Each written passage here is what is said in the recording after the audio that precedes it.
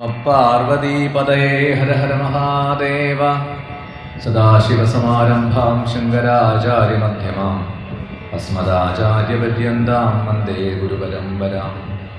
ഏകദന്തം മഹാകായം തപ്തകാഞ്ചനസന്നിഭം ലംബോദരം വിശാലാക്ഷം വന്ദേഹം ഗണനായകം. പത്മപത്രവിശാലാക്ഷി പത്മകേസരവർണിനി നിത്യം പദ്മാലയാ ദേവി സാമാം പാതു സരസ്വതി. നാരായണം നമസ്കൃത്യ നരം ചൈവ നരോത്തമം ദേവീം സരസ്വതിം വ്യാസം തതോ ജയമുദീരയേ. സർവചൈതന്യരൂപാം താം ആദ്യാം വിദ്യാം ച ധീമഹി ബുദ്ധിം യാന പ്രചോദയാത്. ശിവമഹാപുരാണം 7 സംഹിതകളിൽ 7ാമത്തെ സംഹിതയാണ് നാം ഇപ്പോൾ പാരായണം ചെയ്ത് കേട്ടുകൊണ്ടിരിക്കുന്നത്. ഈ സംഹിതയുടെ പേര് വായവീയ സംഹിത. ഇതിനെ 2 ഭാഗങ്ങളായി വിഭജിച്ചിട്ടുണ്ട്, പൂർവഖണ്ഡം, ഉത്തരഖണ്ഡം.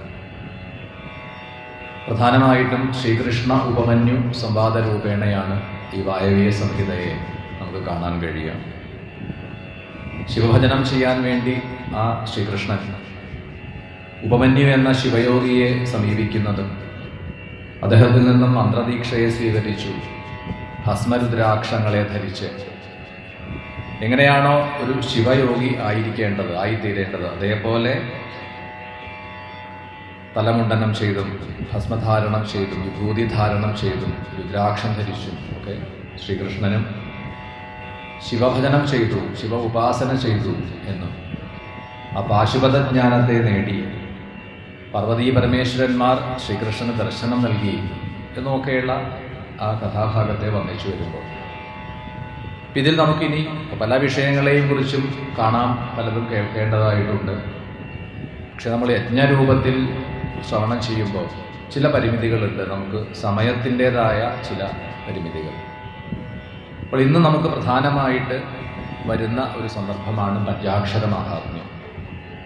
ശരിക്കും അത് ഉത്തരഖണ്ഡത്തിലാണ് വരിക.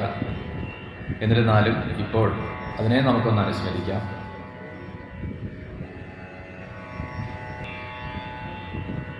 പഞ്ചാക്ഷരം ശിവ ആരാധനയിൽ ഏറ്റവും പ്രാധാന്യമർഹിക്കുന്ന ഒരു ഉപാസനാ മന്ത്രമാണ് പഞ്ചാക്ഷരം. ശ്രീകൃഷ്ണ ഭഗവാൻ ചോദിക്കുകയാണ് ഈ ഉപമന്യുവിനോട്, മഹർഷിവര്യ സർവജ്ഞാനമഹോദധേ പഞ്ചാക്ഷരസ്യ മാഹാത്മ്യം ശ്രോതുമിച്ഛാമി തത്വത. എനിക്ക് ആ ശിവപഞ്ചാക്ഷരം നമഃശിവായ ആ മന്ത്രത്തിൻ്റെ മാഹാത്മ്യം കേൾക്കണമെന്ന ആഗ്രഹമുണ്ട്, അത് പറഞ്ഞു തന്നാലും. അപ്പം അദ്ദേഹത്തിൻ്റെ ചോദ്യത്തിന് മറുപടിയായി ഉപമന്യു എന്ന ആ ശിവയോഗി പറയാൻ ആരംഭിച്ചു. പഞ്ചാക്ഷര മാഹാത്മ്യം വർഷകോടിശതൈരപി അശക്യം വിസ്തരാദ്വക്തും തസ്മാൽ സംക്ഷേപദശൃണു. ഈ പഞ്ചാക്ഷര മാഹാത്മ്യം എത്ര തന്നെ പറഞ്ഞാലും അത് അവസാനിക്കുന്നതല്ല. അതുകൊണ്ട് അതിനെ വളരെ ചുരുക്കി സംക്ഷേപിച്ച് പറയാം, കേട്ടോളൂ. പ്രാഹ ഓം നമ ശിവായേതി സർവജ്ഞ സർവദേഹിന മന്ത്രം സുഖമുഖോച്ചാര്യം അശേഷാർത്ഥ പ്രസിദ്ധയെ. താരതമ്യേന ഏറ്റവും ലളിതമായ മന്ത്രമാണ് പഞ്ചാക്ഷരം ഓം നമ ശിവായ.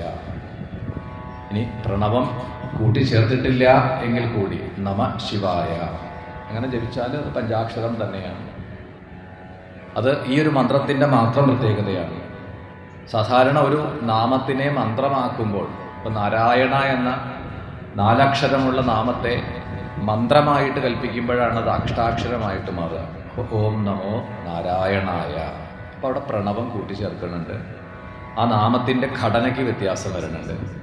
പക്ഷേ ഈ പഞ്ചാക്ഷരത്തിൻ്റെ മാത്രം ഒരു പ്രത്യേകതയാണ്, അത് സ്ഥൂല പ്രണവം കൂടിയിട്ടാണ്.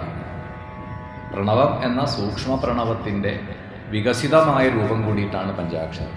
അതുകൊണ്ട് ആദ്യമേ ഒരു പ്രണവം കൂട്ടിച്ചേർത്തില്ല. എന്നാൽ പോലും ഈ നമഃശിവായ എന്നത് നാമവുമാണ്, മന്ത്രവുമാണ്.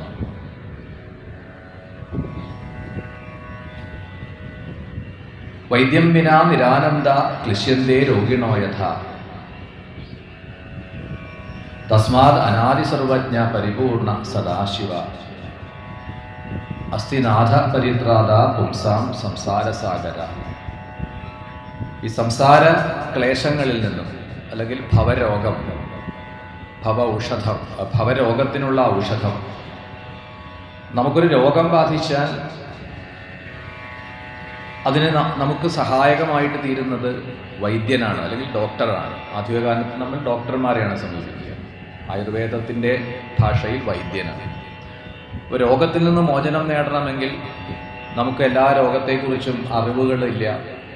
ഇതെന്താണ് രോഗമെന്ന് അറിയാത്തിടത്തോളം അതിന് പ്രതിവിധി എന്താണെന്ന് അറിയില്ല. അപ്പം അത് അറിയുന്ന, ആ വൈദ്യവൃത്തിയെ ചെയ്യുന്ന, അല്ലെങ്കിൽ വൈദ്യശാസ്ത്രം പഠിച്ചിട്ടുള്ള ഒരാളുടെ അടുത്ത് പോയി രോഗനിർണയം ചെയ്ത് അതിന് ഔഷധം കഴിച്ചാൽ മാത്രമേ രോഗം മാറൂ.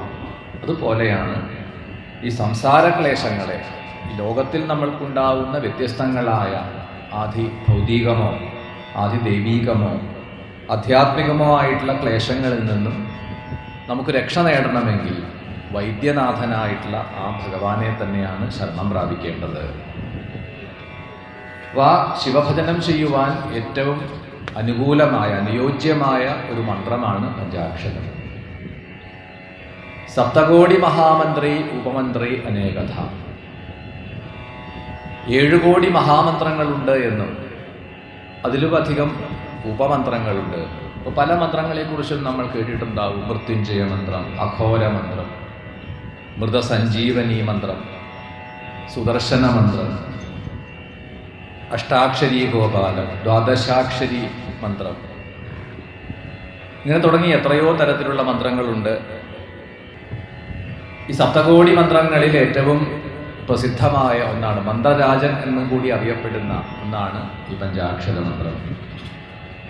കലൗ കലുഷിതേ കാലേ ദുർജയേ ദുരതിക്രമേ അപുണ്യതമസാച്ഛന്നേ ലോകേ ധർമ്മപരാങ്മുഖേ.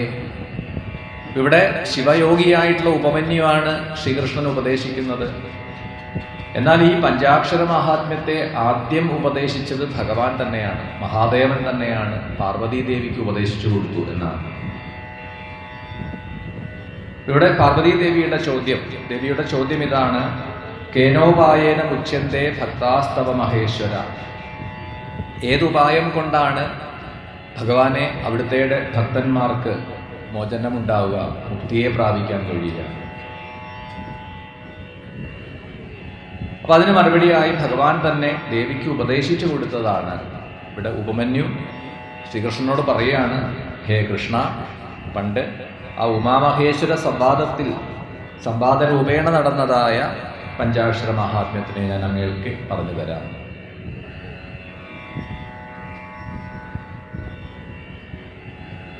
ആശ്രിത്യ പരമാം വിദ്യാം ഹൃദ്യാം പഞ്ചാക്ഷരി മമാം. ഭഗവാൻ പറഞ്ഞു, ആ പഞ്ചാക്ഷര മന്ത്രത്തെ ആശ്രയിച്ചുകൊണ്ട്, പഞ്ചാക്ഷരി വിദ്യ എന്നും അതിനെ പറഞ്ഞു. കലിയുഗത്തിൽ ഏറ്റവും എളുപ്പമായ ഒരു മാർഗം നാമജപം തന്നെയാണ്. അതിൽ പഞ്ചാക്ഷര ജപം, അത് മനോവാക്കായ ജൈദോഷൈ വക്തും സ്മത്തും അഗോചരൈ ദുഷിതാനാം കൃതഘ്നാനാം നിന്ദകാനാം ഛലാത്മനാം. ആരാണോ പഞ്ചാക്ഷരത്തെ ജപിക്കുന്നത് അവര് ചെയ്തിട്ടുള്ളതായ മനസ്സുകൊണ്ടോ വാക്കുകൊണ്ടോ ശരീരം കൊണ്ടോ ചെയ്തിട്ടുള്ള പാപങ്ങളെയൊക്കെ ഭസ്മമാക്കാൻ ഈ പഞ്ചാക്ഷര മന്ത്രത്തിന് സാധിക്കും. സംസാര ഭയങ്ങളെ ഇല്ലാതെയാക്കുന്നതാണ് ആ പഞ്ചാക്ഷര ജപം. അഭക്ഷ വായുഭക്ഷാശ്ച ഏ ചാന്യേ പൃതകർഷിത തേഷാം ഏതേ വൃതേർനാസ്തി മമ ലോകസമാഗമ ഭക്തിയാ പഞ്ചാക്ഷരേണൈവ യോഗിമാം സകൃതർച്ചയേ. ജലം മാത്രം പാനം ചെയ്തുകൊണ്ടുള്ള വ്രതാനുഷ്ഠാനങ്ങൾ, നിരാഹാര വ്രതം, ഒന്നും സ്വീകരിക്കാതെ ജലപാനം പോലും ചെയ്യാതെയുള്ള നിരാഹാര വ്രതം, ഇങ്ങനെയുള്ള കഠിനമായ വ്രതങ്ങളെ അനുഷ്ഠിക്കുന്നതിനേക്കാൾ, അതിനൊക്കെ ചിലപ്പോൾ ലോപങ്ങൾ വരാം, എന്തെങ്കിലും അപാകതകൾ സംഭവിക്കാം. എന്നാൽ ആരാണോ ഭക്തിയോടുകൂടി പഞ്ചാക്ഷര ജപത്തെ ചെയ്യുന്നത്, അത്രയും ശ്രേഷ്ഠമായ ഒരു ഉപാസനാ മാർഗം വേറെ ഒന്നും ഇല്ല.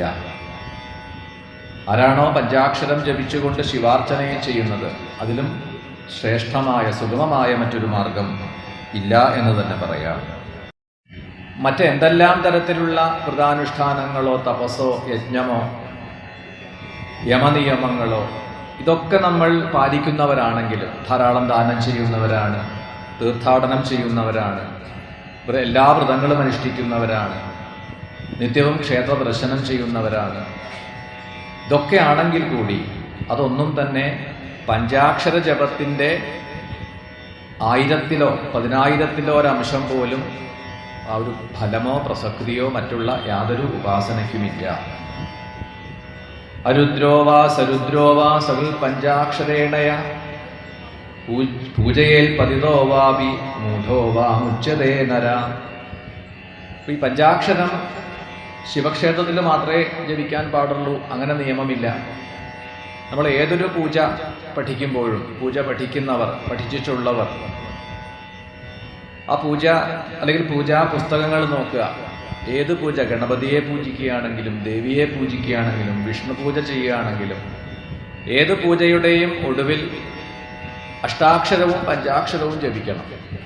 പൂജ സമർപ്പിക്കുമ്പോൾ അതിൻ്റെ ഭാഗമായിട്ട് ആ പൂജയ്ക്ക് വന്നിട്ടുള്ള ലോപങ്ങളെ തീർക്കാൻ വേണ്ടി പഞ്ചാക്ഷരവും വൈഷ്ണവ മന്ത്രങ്ങളിൽ പ്രസക്തമായ അഷ്ടാക്ഷരവും ജപിക്കണം. അപ്പോൾ അതിൻ്റെ അർത്ഥം എന്താണ്? ഇത് ഒരു ദേവതയുടെയും മുന്നിൽ നിഷിദ്ധമല്ല, എവിടെ ഇരുന്നുകൊണ്ടും ജപിക്കാം.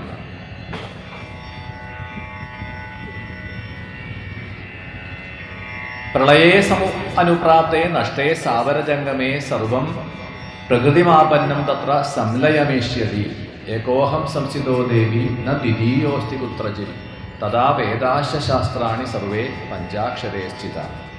ഇപ്പോൾ പ്രളയമെന്ന് പുരാണങ്ങളിൽ പറയുന്ന വ്യത്യസ്തങ്ങളായ പ്രളയങ്ങളുണ്ട്. അതിനെക്കുറിച്ചിട്ടൊക്കെ വളരെ വിസ്തരിക്കും പുരാണങ്ങൾ. അപ്പോൾ ഈ പ്രളയം എന്ന് നമ്മൾ ധരിച്ചു വച്ചിട്ടുള്ള, അല്ലെങ്കിൽ നമുക്ക് എളുപ്പത്തിൽ മനസ്സിലാക്കാൻ പാകത്തിന് എല്ലാം പോയിട്ട് ഒടുവിൽ ആ ഈശ്വരനിൽ, ആ സദാശിവരുദ്രനിൽ പോയി ലയിക്കുന്ന ഒരവസ്ഥ എന്ന് കണക്കാക്കുക. അങ്ങനെ എല്ലാം ലയിച്ചു കഴിഞ്ഞാൽ പിന്നെ ആകെ അവശേഷിക്കുന്നത് എന്താണ്? അവിടുന്ന് മാത്രമാണ്, ആ ഈശ്വരൻ മാത്രമാണ്. ഇവിടെ ഭഗവാൻ പറയുകയാണ്, എല്ലാം എന്നിൽ വന്ന് ലയിച്ചു കഴിയുമ്പോൾ ഈ അറിവുകളൊക്കെ, ലോകത്തിൽ ഇതുവരെ പ്രചാരത്തിലുണ്ടായിരുന്ന എന്തൊക്കെ അറിവുകളുണ്ടോ, വേദങ്ങളുണ്ട്, ഉപനിഷത്തുകളുണ്ട്, മറ്റ് ധർമ്മശാസ്ത്രങ്ങളുണ്ട്, ഉപാംഗങ്ങളായിട്ടുള്ള ഉപവേദങ്ങളുണ്ട്, പലതുമുണ്ട്. ഇതെല്ലാം തന്നെ സകല വേദങ്ങളും ശാസ്ത്രങ്ങളും വന്ന് ലയിക്കുന്നത് പഞ്ചാക്ഷരത്തിലാണ്. അപ്പം അങ്ങനെ പഞ്ചാക്ഷരത്തിൻ്റെ ആ മഹിമ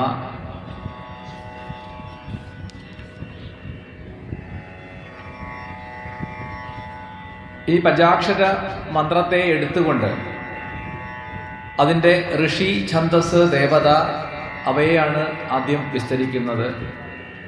5 അക്ഷരമാണ് ഇതിനുള്ളത്. ഓരോ അക്ഷരത്തിനും നിറമുണ്ട് എന്നാണ്.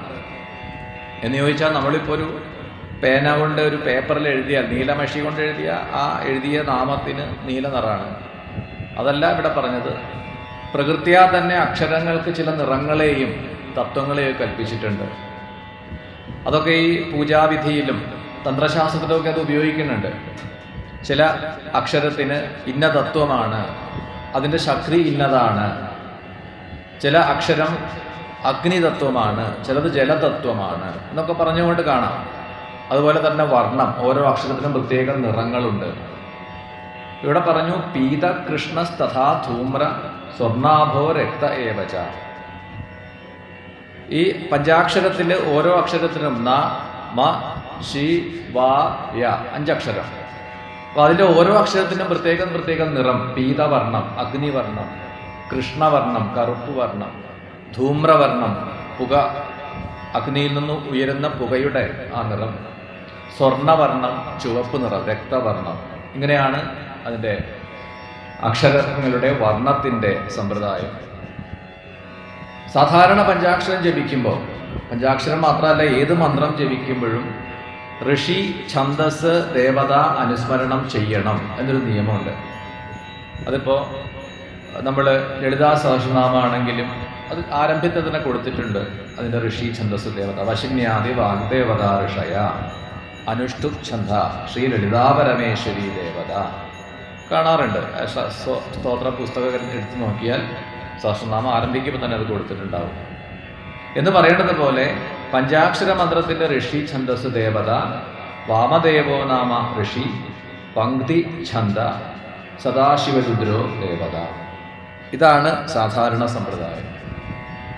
അതിൽ നിന്ന് വ്യത്യസ്തമായിട്ട് ഓരോ അക്ഷരത്തിനും പ്രത്യേകം പ്രത്യേകം ഋഷി ഛന്ദസ് ദേവത അങ്ങനെ ഒരു സമ്പ്രദായം കൂടിയിട്ടുണ്ട്.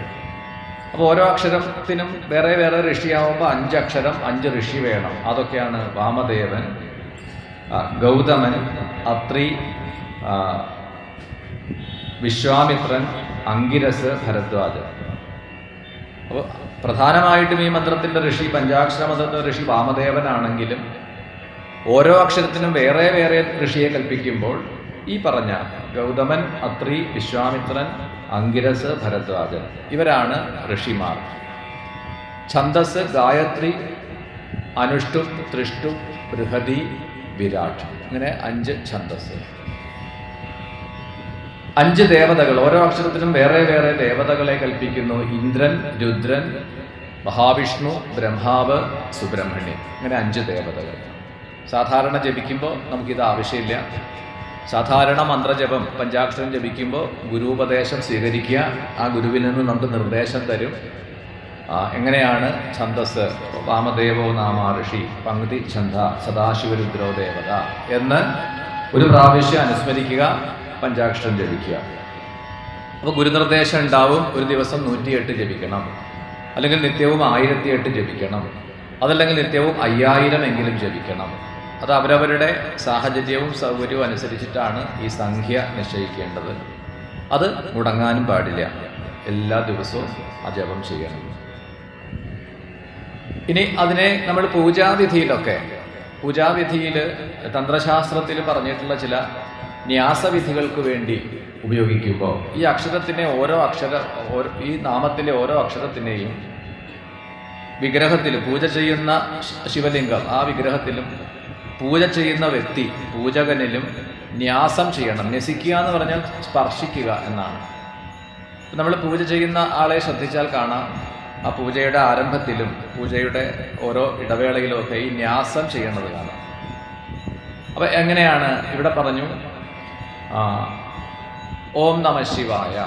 അപ്പോൾ അതിൻ്റെ ആദ്യം ഓം ഹൃദയായ നമ, ഇവിടെ ഹൃദയത്തിൽ സ്പർശിച്ചു. പിന്നെ പറഞ്ഞു നകാര ശിര ഉച്ഛേദ. അപ്പോൾ നം ശിരസേ സ്വാഹ, അടുത്തത് ശിരസിൽ സ്പർശിക്കുകയാണ്. ന എന്നുള്ള അക്ഷരം കൊണ്ട് ശിരസിൽ സ്പർശിക്കുന്നു. മകാരസ്തു ശിഖോച്ഛതേ, മ എന്നുള്ള അടുത്ത അക്ഷരം കൊണ്ട് ശിഖയാണ്. ശിഖ എന്ന് വെച്ച് കഴിഞ്ഞാൽ തലമുടിയെ കെട്ടിവെച്ചിട്ടുള്ള അതാണ്. പണ്ട് കാലങ്ങളിൽ പൂജ ചെയ്യുന്ന എല്ലാവരും ഈ തലമുടി വളർത്തിയിട്ട് അതിനെ കുടുമയാക്കി കെട്ടിയിരുന്നു. അതാണ് ശിഖ അവിടെ ഉദ്ദേശിക്കുന്നത്. ശികാര കവചം തദ്വത് വകാരോ നേത്രമുച്യതേ. അടുത്തത് നമ, ഓം നമ ശി. ശി എന്നുള്ള അക്ഷരമാണ്, അത് കവചമായിട്ടാണ്. അപ്പം അതിന് പ്രത്യേക ഒരു മുദ്രയുണ്ട്. വകാരം കൊണ്ട് നേത്രങ്ങളെയാണ്, ഇങ്ങനെ തൻ്റെ ആ വലത് കൈയിൻ്റെ വിരലുകളെ കൊണ്ട് നേത്രങ്ങളെ സ്പർശിച്ചുകൊണ്ടാണ് ആ വാ ശബ്ദം കണക്കാക്കുക. യകാര അസ്ത്രം, യാ ശബ്ദം കൊണ്ട് അസ്ത്രമന്ത്രമായിട്ടുണ്ട്. ഇങ്ങനെയാണ് അതിൻ്റെ ന്യാസവിധി എന്ന് പറഞ്ഞു. പിന്നെ തുടരുകയാണ് അതിൻ്റെ ബാക്കി സമ്പ്രദായങ്ങൾ പറയുകയാണ്. ആജ്ഞാഹീനം ക്രിയാഹീനം ശ്രദ്ധാഹീനം പരാനനെ, ആജ്ഞാർത്ഥം ദക്ഷിണാഹീനം സദാചക്തം ച നിഷ്ഫലം. ആരുടെയും അനുമതി സ്വീകരിക്കാതെ, ആരുടെയും ഉപദേശം സ്വീകരിക്കാതെ, ശ്രദ്ധയോടുകൂടിയല്ലാതെ ഗുരുവിൻ്റെ അനുമതി നേടുകയും ഗുരുവിൽ നിന്ന് ഉപദേശം സ്വീകരിച്ചും ഗുരുദക്ഷിണ നൽകാതെയുമാണ് ഇത് ജപം ചെയ്യുന്നത് എങ്കിൽ അത് നിഷ്ഫലമാവും, വേണ്ടത്ര ഫലം കിട്ടിയെന്ന് വരില്ല. അപ്പോൾ എന്താണ് വേണ്ടത്? ആദ്യം ഒരു ഗുരുവിനെ സമീപിക്കണം, ഒരു ആചാര്യനെ സമീപിക്കണം. നമുക്ക് ബോധ്യമുള്ള ആളെ വേണം. അത് പരസ്യം നോക്കിയിട്ടാവരുത്, പ്രചാരം നോക്കിയിട്ടാവരുത്. നമുക്ക് ബോധ്യപ്പെടണം. എന്നാൽ മാത്രമേ നമ്മൾ ഗുരുവിനെ സമീപിക്കാവൂ, സ്വീകരിക്കാവൂ. അല്ലാതെ മറ്റുള്ളവർ പറയണത് കേട്ട്, അങ്ങനെ ഒരിക്കലും നമ്മൾ മറ്റുള്ളവർ പറയണത് കേട്ട് ജീവിക്കേണ്ടവരല്ല. അവനവന് ബോധ്യപ്പെട്ടാൽ മാത്രമേ നമ്മളുടെ ഏത് ധർമ്മശാസ്ത്രവും സനാതന ധർമ്മത്തിൽ അവനവന് വേണ്ടിയിട്ടാണ്, അവനവന് അനുഭവം ഉണ്ടാവുക എന്നുള്ളതാണ് ഉദ്ദേശം. അല്ലാതെ നമുക്കിവിടെ ഈ സനാതന ധർമ്മ സമ്പ്രദായത്തിൽ ഒരു പുരോഹിതൻ, ഒരു മീഡിയേറ്റർ ഇല്ല. ഇപ്പൊ ക്ഷേത്രത്തിലെ ഒരു വ്യക്തിയെ നമ്മൾ പൂജ ചെയ്യാൻ ഏൽപ്പിച്ചിട്ടുണ്ടെങ്കിൽ അതാ ദൈനംദിന കാര്യങ്ങൾ ചെയ്യാൻ വേണ്ടി മാത്രമാണ്. അല്ലാതെ മറ്റു മതങ്ങളിൽ അവരുടെ സമ്പ്രദായം പോലെ നമ്മൾ ചെന്ന് പുരോഹിതനോട് പറയുക, പുരോഹിതൻ ചെന്ന് ഈശ്വരനോട് പ്രാർത്ഥിക്കുക, അങ്ങനെ ഒരു പദ്ധതിയില്ല നമുക്ക്. അഥവാ അങ്ങനെ തോന്നുന്നുവെങ്കിൽ അത് തെറ്റിദ്ധാരണയാണ്. നമുക്ക് നേരിട്ട് തന്നെയാണ് നാം ഈശ്വരനുമായിട്ട് സംവദിക്കുക. അപ്പൊ ഇവിടെ നമുക്ക് ഈ മന്ത്രദീക്ഷ സ്വീകരിക്കാൻ ഒരു ഗുരുവിന്റെ സഹായം വേണം എന്നതുകൊണ്ട് ഒരു ഗുരുവിനെ ചെന്ന് ഗുരുവിനെ കണ്ടെത്തിയിട്ട് ആശ്രയിക്കുകയാണ് ആദ്യം ചെയ്യേണ്ടത് എന്ന് പറഞ്ഞു. ജ്ഞാനിയായിട്ടുള്ളൊരു ഗുരുവിനെ ആശ്രയിച്ചുകൊണ്ട് ഹസ്ത്യശ്വരഥ രത്നാനി ക്ഷേത്രാണിജ ഗൃഹാണിജ ഭൂഷണാനിജ വാസാംസി ധാന്യാനിജ ധനാനിജ. ആ ഗുരുവിനെ നമസ്കരിക്കുക. മന്ത്രദീക്ഷ സ്വീകരിക്കുമ്പോൾ യഥാശക്തി നമ്മൾ എന്തെങ്കിലും ദ്രവ്യം ദക്ഷിണ നൽകണം എന്നാണ്. എന്ത് പലതും ഇവിടെ പറഞ്ഞു. വസ്ത്രം, ആഭരണം, ധനം, പല രീതിയിലാണ്. പശുക്കളെ ദക്ഷിണ കൊടുക്കാറുണ്ട്. അതൊക്കെ അന്നത്തെ കാലഘട്ടത്തിൽ അതൊക്കെ ചെയ്തിരുന്നു. അല്ലെങ്കിലും ഒരു ദക്ഷിണ ചെയ്തിട്ട് വേണം അത് മന്ത്രമായിട്ട് ഉപദേശമായിട്ട് സ്വീകരിക്കാൻ എന്ന് പറഞ്ഞു. ഇനി എവിടെ വെച്ചിട്ടാണ് ഈ മന്ത്രദീക്ഷയെ സ്വീകരിക്കേണ്ടത്? സമുദ്രതീരെ നദ്യാം ച ഗോഷ്ഠേ ദേവാലയേ വിവ ശുചൗ ദേശേ ഗൃഹേ വാപി. ഒന്നുകിൽ സമുദ്രതീരം ഉത്തമമായ സ്ഥലമാണ്. സമുദ്രതീരമാവാം, മറ്റ് ജലാശയങ്ങൾ നദിയുടെ തീരത്താവാം, തീർത്ഥക്കുളം ഉണ്ടെങ്കിൽ അതിൻ്റെ തീരത്ത് വെച്ച് ഉപദേശം സ്വീകരിക്കാം. ശുദ്ധമായ ഇടമായിരിക്കണം. ക്ഷേത്രമാവാം, ക്ഷേത്ര സങ്കേതത്തിൽ വെച്ചിട്ടാവാം. അല്ലെങ്കിൽ നമ്മളുടെ ഗൃഹത്തിൽ വെച്ചിട്ടോ, ഗുരുവിൻ്റെ ആചാര്യൻ്റെ ഗൃഹത്തിലോ നമ്മുടെ ഗൃഹത്തിലോ വെച്ചിട്ടോ നമുക്ക് ഈ മന്ത്രദീക്ഷ സ്വീകരിക്കാം. അതിന് ശുഭമായ ഒരു ദിവസം. കാരണം നമുക്ക് അറിവാണ് പകർന്നു തരണത്. നമ്മൾ ഈ മന്ത്ര ഉപാസന കൊണ്ട് നമ്മളിലെ തപോബലത്തെ വർദ്ധിപ്പിക്കുക, മനസ്സിനെ ഏകാഗ്രമാക്കുക, ഇന്ദ്രിയങ്ങളെ നിയന്ത്രിക്കാൻ ഈ ഒരു പരിശീലനമാണ്. അപ്പോൾ ശരിക്കും പറഞ്ഞാൽ അതൊരു അഭ്യാസമാണ്, ഒരു തരത്തിൽ വിദ്യാഭ്യാസം തന്നെയാണ്. അപ്പം അതിന് നമ്മൾ ഒരു നല്ല ദിവസം നോക്കിയിട്ട്, അതുകൊണ്ടാണല്ലോ ഈ കുട്ടികളെ എഴുത്തിനിരുത്താൻ നമ്മൾ കഴിയുന്നതും എഴുത്തിനിരുത്താൻ വേണ്ടി ആദ്യാക്ഷരം കുറിക്കാൻ തിരഞ്ഞെടുക്കുന്നത് നല്ല ദിവസമാണ്. ആ നവരാത്രിയുടെ ഏറ്റവും ഒടുവിലത്തെ ദിവസമായിട്ടുള്ള വിജയദശമി. ഇനി അത് പറ്റാത്തവരാണെങ്കിൽ മറ്റ് ഏതെങ്കിലും സമയങ്ങളിലും അനുകൂലമായ സമയം ഏതാണ്, ദിവസം ഏതാണെന്ന് നോക്കിയിട്ടാണ് ആദ്യാക്ഷരം കുറിക്കുക. അപ്പോൾ മന്ത്രദീക്ഷ സ്വീകരിക്കാനും നല്ലൊരു ദിവസം കണക്കാക്കുക. അതും ഗുരുവിൽ നിന്ന് ചോദിച്ച് മനസ്സിലാക്കി അദ്ദേഹത്തിനെ സമീപിക്കുക. എന്നിട്ട് ഗുരുവിൻ്റെ ആജ്ഞ അനുസരിച്ച് എത്രയാണോ അദ്ദേഹം പറയണത്, അല്ലെങ്കിൽ നമ്മളോട് ചോദിക്കുകയാണ് നിങ്ങൾക്ക് എത്ര ദിവസവും ജപിക്കാൻ പറ്റും. ഏറ്റവും ചുരുങ്ങിയത് 108 എങ്കിലും വേണം. അപ്പോൾ അത്രയും ജപിക്കാം എന്ന് സന്നദ്ധത പ്രകടിപ്പിക്കുമ്പോൾ അനുവദിക്കുകയാണ്. ആ മന്ത്രം ഉപദേശിച്ചു തരാണ്. പ്രത്യേകിച്ച് ഇത് എന്തെങ്കിലും ഉപദേശിച്ചു തരാനുള്ളത് ഓം നമഃ ശിവായ, അത് നമുക്കറിയാവുന്നതല്ലേ. അങ്ങനെ അതിനെ നിസ്സാരമാക്കി കാണരുത്. എപ്പോഴും ഒരു അനുജ്ഞയോടുകൂടി ചെല്ലുമ്പോൾ അതിനൊരു പ്രത്യേകതയുണ്ട് എന്നാണ്, അതിനൊരു പ്രഭാവം കൂടുതലുണ്ട്. അപ്പൊ ഇവിടെ ഗുരുവിന്റെ അനുമതി നേടി ജപം ചെയ്യാൻ തുടങ്ങുക. യാവജ്ജീവം ജപേന്നീയം നിത്യം അഷ്ടോത്തര സഹസ്രകം സങ്കല്പ്യജ ജപേൻ നിത്യം പുരശരണപൂർവകം. പുരശരണത്തോട് കൂടിയിട്ട് ആരംഭിക്കാം, അല്ലെങ്കിൽ നിശ്ചിത സംഖ്യ ജപിച്ച ശേഷം പുരശരണം ചെയ്യാം. പുരശരണം ചെയ്യുക എന്ന് പറഞ്ഞാൽ നമ്മൾ ജപിക്കുന്ന മന്ത്രം ഒരു നിശ്ചിത സംഖ്യ ആയി കഴിഞ്ഞാൽ, ഒരു ഉദാഹരണത്തിന് പറഞ്ഞാൽ 5 ലക്ഷം ജപിച്ചു എന്ന് വിചാരിക്കുക. അക്ഷരലക്ഷം എന്ന് പറയുമ്പോൾ പഞ്ചാക്ഷര മന്ത്രമാണ്. പഞ്ചാക്ഷര മന്ത്രത്തിന് എത്ര അക്ഷരമാണുള്ളത്? 5 അക്ഷരമാണ്. അപ്പോൾ 5 ലക്ഷം ഏറ്റവും ചുരുങ്ങിയത് അത്രയും ജപിക്കാം എന്ന് തീരുമാനിച്ചു. കുറേ നാളുകളെ കൊണ്ട് നമ്മൾ ജപിച്ചു. ഒരുപാട് നാളൊന്നും വേണ്ട. ഒരു ദിവസം 1000 വെച്ച് ജപിക്കുന്ന ആൾക്ക് ഒരു മാസം എത്രയായി? ചുരുങ്ങിയത് 30,000 ജപിച്ചു കഴിഞ്ഞു. അങ്ങനെ ഒരു വർഷം കൊണ്ട് എത്രയായി? 30,000 വെച്ച് ഒരു മാസം ജപിക്കുകയാണെങ്കിൽ ഒരു വർഷം കൊണ്ട് തന്നെ 3.5 ലക്ഷമായി. അപ്പോൾ ഏകദേശം ഒരു 1.5 വർഷം, ഒരു 16 അല്ലെങ്കിൽ 18 മാസം കൊണ്ട് തന്നെ, 1.5 വർഷം കൊണ്ട് തന്നെ നമുക്ക് 5 ലക്ഷം എന്ന സംഖ്യ പൂർത്തിയാക്കാൻ പറ്റും. ദിവസം 1000 വീതം ജപിക്കണേ ഉള്ളൂ.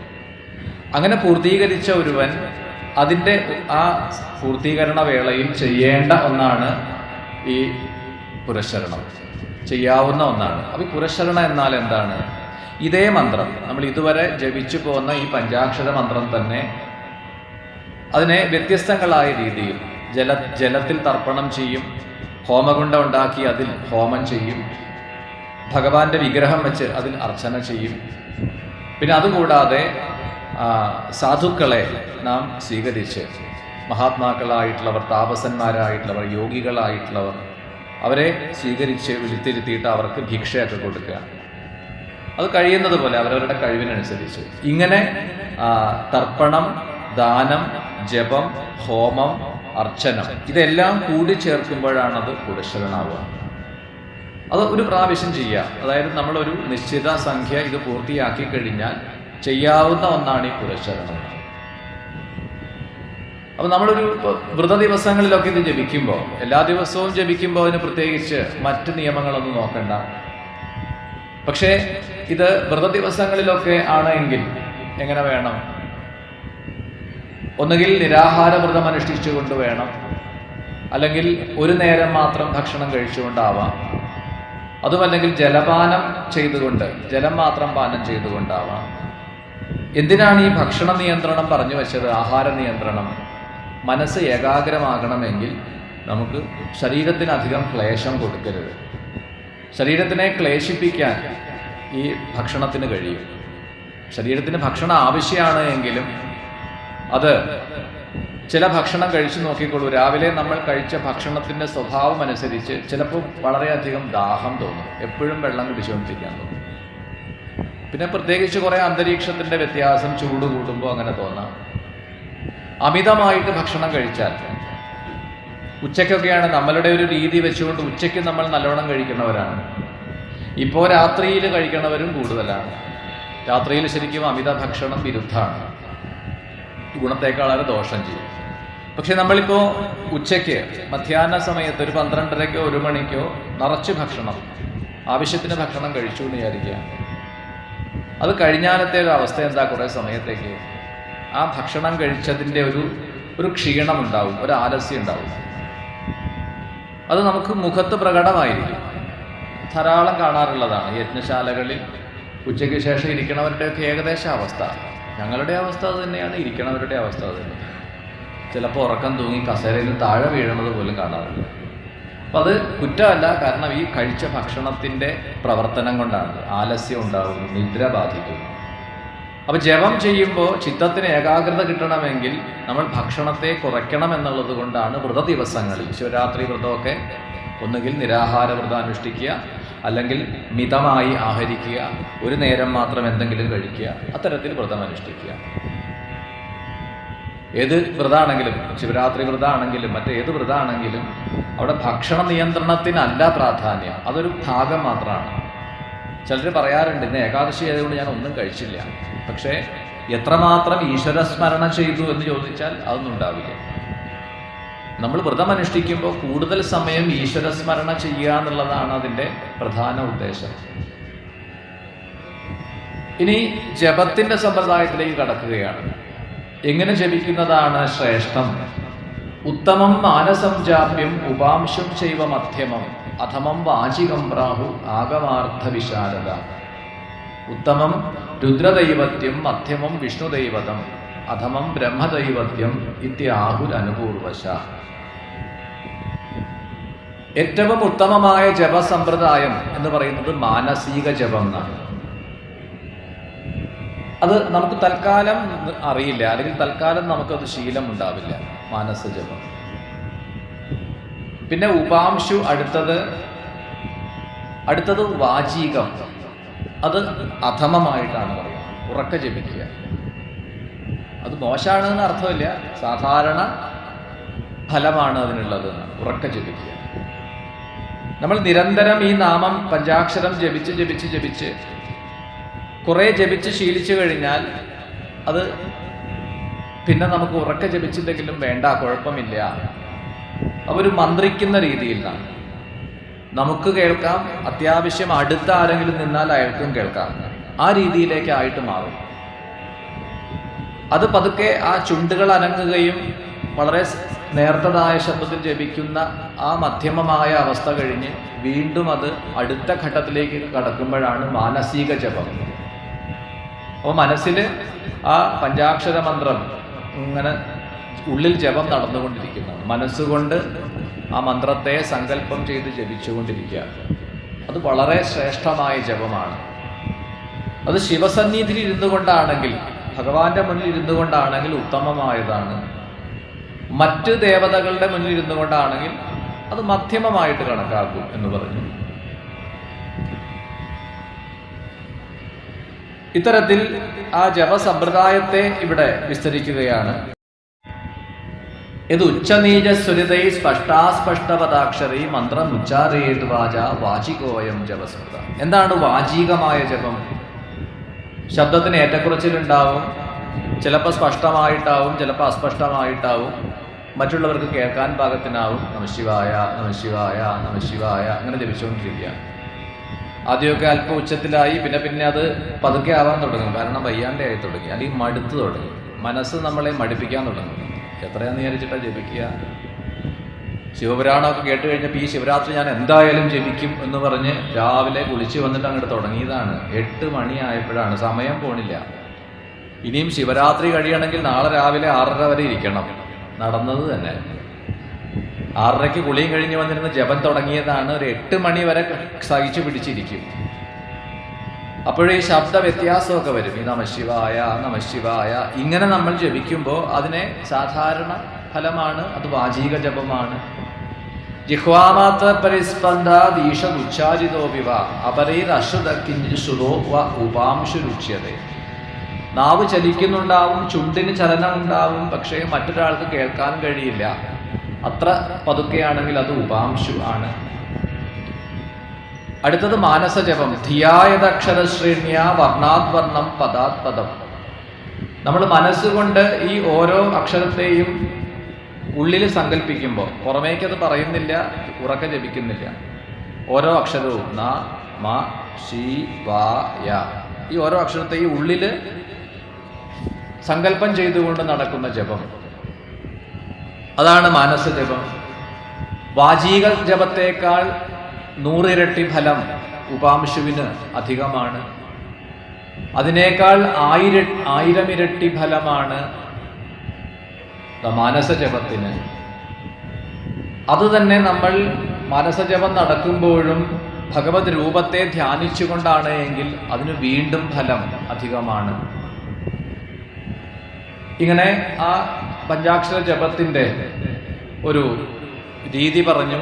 ഇനി എങ്ങനെ ജപിക്കണം എന്നാണ്, എങ്ങനെയാണ് കണക്ക് കൂട്ടേണ്ടത്? ഒരു ദിവസം നമ്മളോട് 1008 ജപിക്കാൻ പറഞ്ഞു. ഈ 1008 എങ്ങനെ കണക്ക് കൂട്ടാൻ പറ്റുക? ഏതെങ്കിലും അങ്ങനെ 1008 നാമമൊക്കെ ജപിക്കാറുണ്ടോ ഇടയ്ക്കൊക്കെ? എങ്ങനെ കണക്ക് കൂട്ടുക? മാല പിടിച്ചിട്ടാൽ കണക്ക് കൂട്ടുക. അല്ലെങ്കിൽ ഇന്ന് പുതിയ വേറൊരു സമ്പ്രദായം ലഭ്യമാണ്. കാരണം ഈ പാശ്ചാത്യ സമ്പ്രദായങ്ങളിലൊക്കെ പല മതങ്ങളിലും അവരുടെ പ്രാർത്ഥനകൾ ആവർത്തിക്കുന്ന രീതിയുണ്ട്. അത്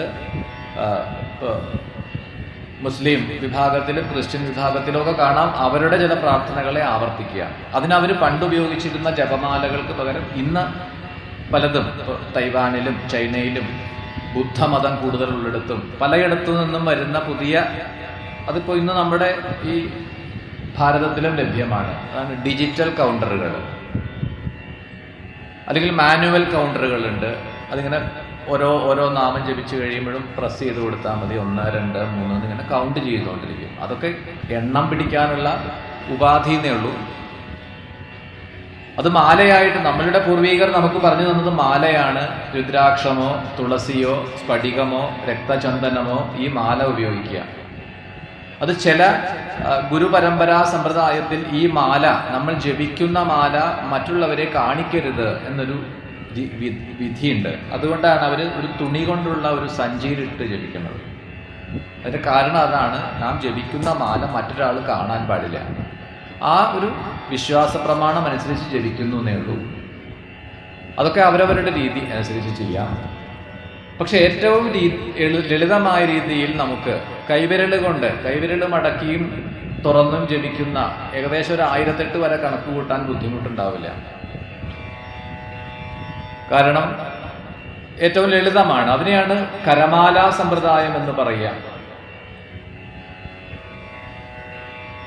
അതെങ്ങനെയാണ് വേണ്ടത് എന്ന് ഇവിടെ സൂചിപ്പിച്ചു. എന്താണ് ഈ കരമാല സമ്പ്രദായം? വലത് കൈയിൻ്റെ തള്ളവിരൽ കൊണ്ട് വലത് കൈയിൻ്റെ മോതിരവിരലിൻ്റെ മധ്യത്തിൽ സ്പർശിക്കുമ്പോൾ 1, മോതിരവിരലിൻ്റെ ചുവട്ടിൽ സ്പർശിക്കുമ്പോൾ 2, ചെറുവിരലിൻ്റെ ചുവട്ടിൽ സ്പർശിക്കുമ്പോൾ 3, ചെറുവിരലിൻ്റെ നടുവിൽ 4, ചെറുവിരലിൻ്റെ അഗ്രം 5, മോതിരവിരലിൻ്റെ അഗ്രം 6, നടുവിരലിൻ്റെ അഗ്രം 7, ചൂണ്ടുവിരലിൻ്റെ അഗ്രം 8, ചൂണ്ടുവിരലിൻ്റെ മധ്യം 9, ചൂണ്ടുവിരലിൻ്റെ ചുവട് ഭാഗം 10.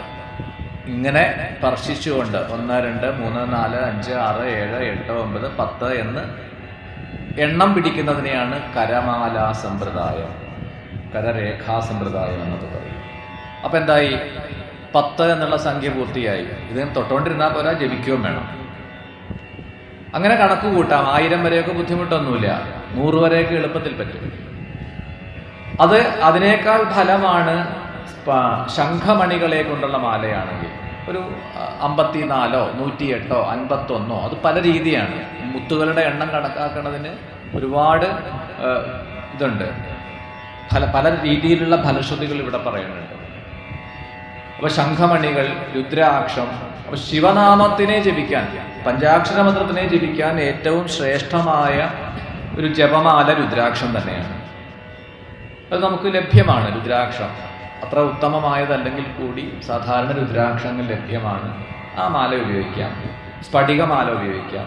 മുത്ത് കൊണ്ട് കോർത്തതായിട്ടുള്ള മാല, ഇതൊക്കെ ഉപയോഗിക്കാം. അത്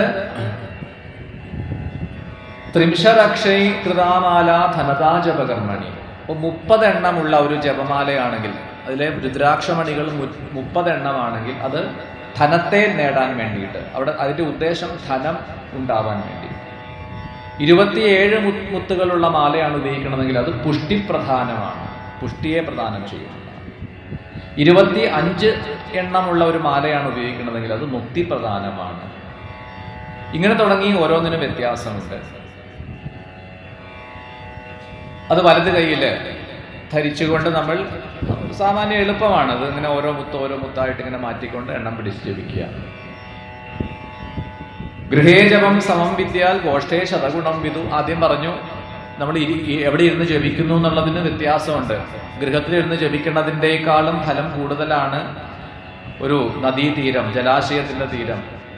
അതിനേക്കാൾ പുണ്യമാണ് ഇപ്പോൾ സമുദ്രതീരം.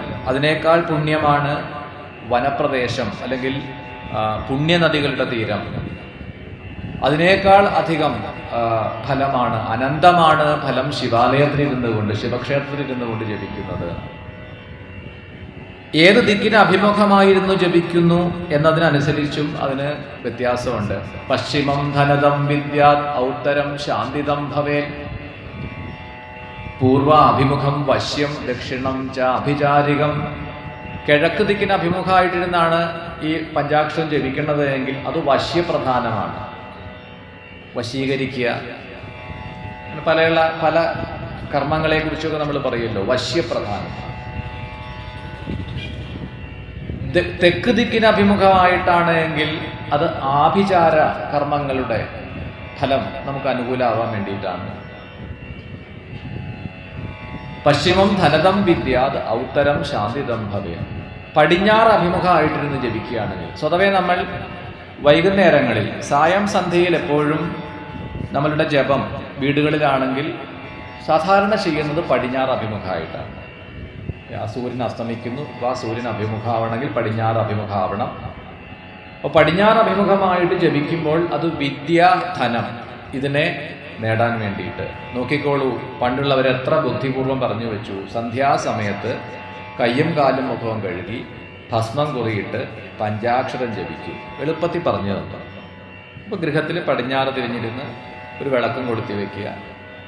കുട്ടികളെ കൊണ്ടൊരു 108 പഞ്ചാക്ഷരം ജപിപ്പിക്കുക. അപ്പോൾ അവർക്ക് ആവശ്യമില്ലാത്തതൊന്നും ചിന്ത വരില്ല. അവരുടെ ബുദ്ധി തെളിയും. അവരുടെ ജീവിതത്തിൽ ഭാവിയിൽ അവർക്ക് ഐശ്വര്യം, ധനവും വിദ്യയും ഒക്കെ നേടാൻ പറ്റും. ഈ ശീലം നമ്മൾ അങ്ങോട്ട് പാടെ നീക്കി. നമ്മളും ജപിക്കില്ല, അവരെയും ജപിക്കാൻ പ്രേരിപ്പിക്കില്ല. പിന്നെ വേണമെങ്കിൽ വിളക്ക് കൊളുത്തി വെക്കും. പോരാത്തതിന് 250 രൂപ കൊടുത്താൽ പ്ലഗിൽ കുത്തി വെക്കുന്ന ഒരു സാധനം കിട്ടും, ചാൻറ്റിങ് യന്ത്ര. കറണ്ടിൽ കുത്തിയിട്ട് സ്വിച്ച് ഓൺ ചെയ്താൽ മതി. ഏത് മന്ത്രം വേണമെങ്കിലും മാറ്റി ഇടാം. രാവിലെ ആണെങ്കിൽ കൗശല്യ സുപ്രജ എന്ന് കേട്ടോളും. കുറച്ച് കഴിഞ്ഞാൽ വിഷ്ണുവിൻ്റെ നാമം കേട്ടോളും. വൈകുന്നേരമായ മാറ്റിയിടാം. ശിവപഞ്ചാക്ഷരം, ഗായത്രി, ഏത് വേണമെങ്കിലും തരാതരം അതിങ്ങനെ ആ ബോക്സിൽ നിന്ന് ഇങ്ങനെ കേട്ടോണ്ടിരിക്കും. ഇപ്പം പല അമ്പലങ്ങളിലും കാണാം.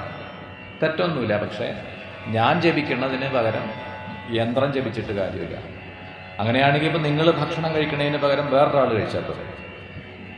നിങ്ങളുടെ വിശപ്പ് മാറണ്ടേ അല്ലേ? ആ യുക്തി ശരിയാവണമെങ്കിൽ അപ്പം നമ്മൾ ചെയ്യണ കർമ്മത്തിനെ നമുക്ക് ഫലം കിട്ടാനുള്ളൂ. അല്ലാണ്ട് വീടിൻ്റെ ഉള്ളിൽ പ്ലഗിൽ കറണ്ടിൽ കുത്തിയ ഒരു സാധനം എന്തോ ശബ്ദം കേൾപ്പിച്ചു എന്ന് വിചാരിച്ച് നമുക്ക് ഒരു മുക്തിയും കിട്ടാൻ പോണില്ല, ഒരു ഫലവും കിട്ടാൻ പോണില്ല.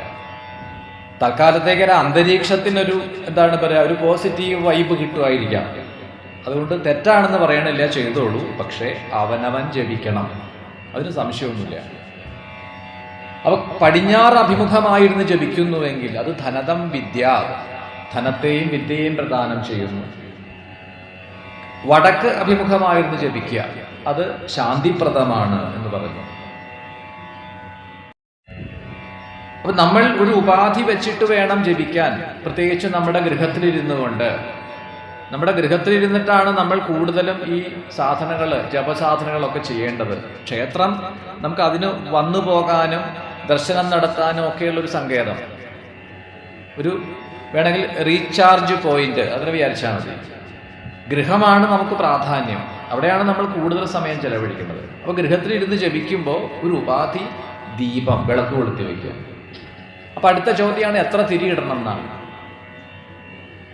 ഇപ്പൊ ഒരു തിരി ഇട്ടാൽ എന്താ കുഴപ്പം? കുഴപ്പമൊന്നുമില്ല. ഒരു തിരി ഇട്ടാൽ മറുവശത്ത് ഇരുട്ടുണ്ടാവും അതിന്റെ നിഴല് കൊണ്ട്. അത് ഒഴിവാക്കാൻ മറുവശത്ത് കൂടി തിരിയിടുന്നു. അതിനി എങ്ങനെ വേണമെങ്കിലും വ്യാഖ്യാനിച്ചോളൂ. പലരും പല രീതിയിൽ വ്യാഖ്യാനിക്കുക. ഒന്ന് ജീവാത്മാവാണ്, ഒന്ന് പരമാത്മാവാണ്. അതിന്റെ സാമാന്യ യുക്തി നമ്മളുടെ ഇത് വെച്ച് പറഞ്ഞാൽ ഇത്രയേ ഉള്ളൂ. 2 ഭാഗത്തേക്കും തിരിയിടുമ്പോൾ 2 ഭാഗത്തും വെളിച്ചം ഉണ്ടാവും, അത്രേ വേണ്ടൂ. അപ്പൊ 2 തിരിയിട്ടൊരു വിളക്ക് കൊത്തി വെക്കുക, ജപിക്കുക, നമഃശിവായ നമഃശിവായ നമഃശിവായ.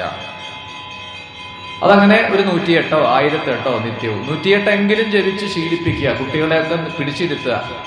അത്രേ സമയം കുട്ടികളുടെ കയ്യിൽ നിന്ന് ഫോണൊക്കെ വാങ്ങി വെക്കുക. ഒരു 6:30 മണിയായ ജപിക്കാൻ പറയുക. ഒന്ന് പരീക്ഷ നോക്കുക, 1 വർഷം. അത് കഴിഞ്ഞ് അടുത്ത ശിവരാത്രി ആകുമ്പോഴേക്കും പറ്റുവാണെങ്കിൽ ഒന്ന് വിളിച്ചു പറയുക വിവരം. 1 വർഷം ഇപ്പൊ ഈ ശിവരാത്രിക്ക് തുടങ്ങി ഞങ്ങൾ അടുത്ത ശിവരാത്രി ആകുമ്പോഴേക്കും എന്തെങ്കിലും ഒരു അനുകൂലമായ മാറ്റം വന്നാൽ അതൊന്ന് പങ്കുവെക്കുക. വലിയ സന്തോഷമായിട്ടുള്ള കാര്യമാണ്.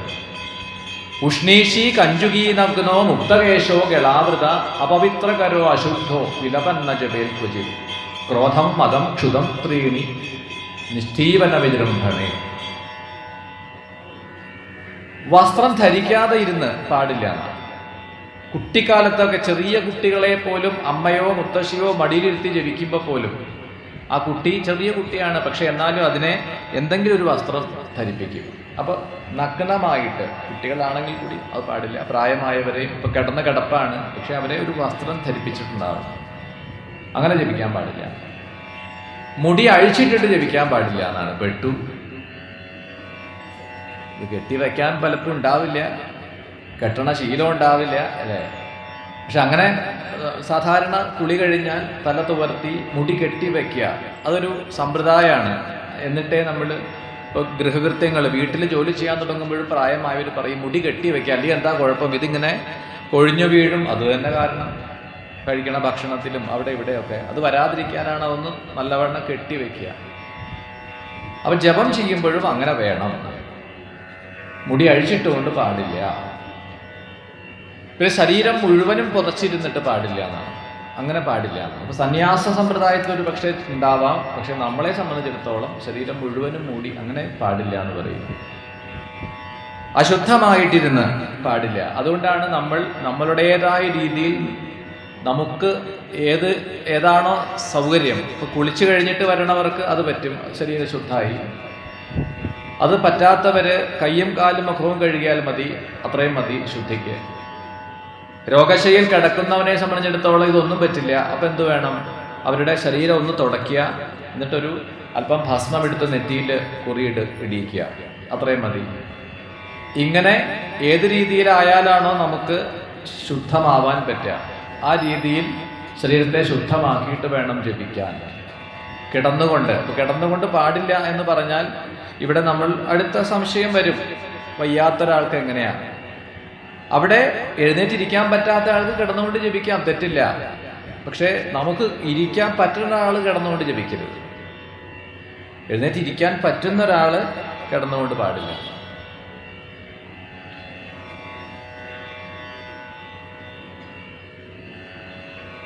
അനാശനശയാനോവ ഗച്ഛൻ ഉത്ഥിത ഏവ രഥ്യായാം അശ്വേധ്യാനേന ജപേൽ തിമിരാന്തരേ.